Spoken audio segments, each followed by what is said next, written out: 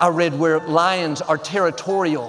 One reason they roar is to keep other animals off their territory. If a leopard, a cheetah, a giraffe starts to get close, then they get loud.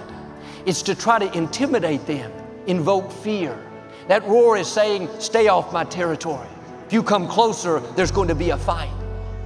The same principle is true with our enemy. When you start to take new ground, you go after your healing, your freedom, your abundance, the enemy thinks that's his territory. He thinks that belongs to him, so you'll hear that roar louder than ever. He's hoping to intimidate you to where you turn back and don't go after what God put in your heart.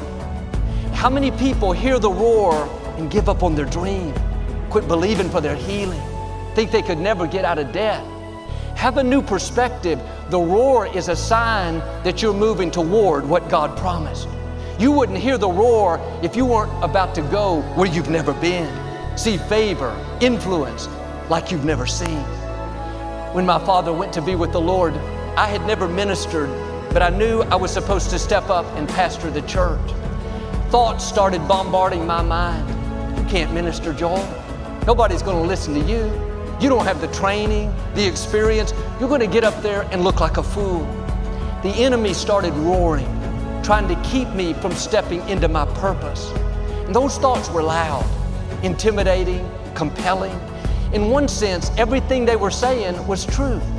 But God will put things in your spirit that don't make sense to your mind. You don't have to figure it all out. All you have to do is believe. Get in agreement with God and not the fear and doubt. The enemy didn't want me to go further. He didn't want to give up that ground. That's why he roared so loud. In the same way, he's sitting on your promised land. Don't be surprised if you hear all kinds of doubt, fear. You can't do it. You're not that talented. You've had that problem too long. Nobody in your family is successful. You're at a disadvantage. Tune that all out. What God put in your spirit belongs to you. Now go after it. You have to get in agreement with your heart and not your head. If I would have listened to the roar, I would have turned around and never made it into my promised land. If I would have let the fear, intimidation take root, I wouldn't be up here. I wouldn't have seen the books, wouldn't have seen the Compact Center, wouldn't have seen Sirius Radio. Are you missing out on something because you're listening to the roar? Are you watering down dreams, playing it safe, stuck in your comfort zone, not believing you can beat the cancer, accepting the addiction? My prayer is you'll recognize it's only a roar. Those thoughts that are limiting, defeated, intimidating, they are lies to try to keep you from the greatness that's in you. Do yourself a favor, start ignoring the roar.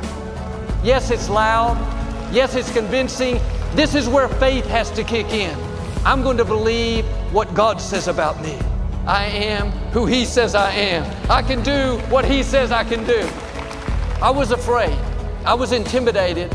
Didn't know if I could do it, but I started speaking victory. I started declaring the promises over my life. I am strong in the Lord. I can do all things through Christ. I've been raised up for such a time as this. I'm equipped, empowered, anointed. Sometimes you need to ignore the roar. Other times you need to roar back. When those lies say that you'll never get well, instead of accepting it, roar back. No thanks. God is restoring health back into me. I will live and not die. The enemy is good at roaring. You need to get good at roaring. Well, you've seen your best days, man. It's all downhill from here. No thanks. You must have the wrong person. My latter days will be better than my former days. God has taken me from glory to glory. Well, your family's never going to get back on course. Look how long it's been. Just accept it. Instead of letting that discourage you, why don't you roar back? No thanks. As for me and my house, we will serve the Lord. My children will be mighty in the land. What God started, He will finish. Quit letting the roar dominate your life. Take control of your thought life. The battle is taking place in our mind.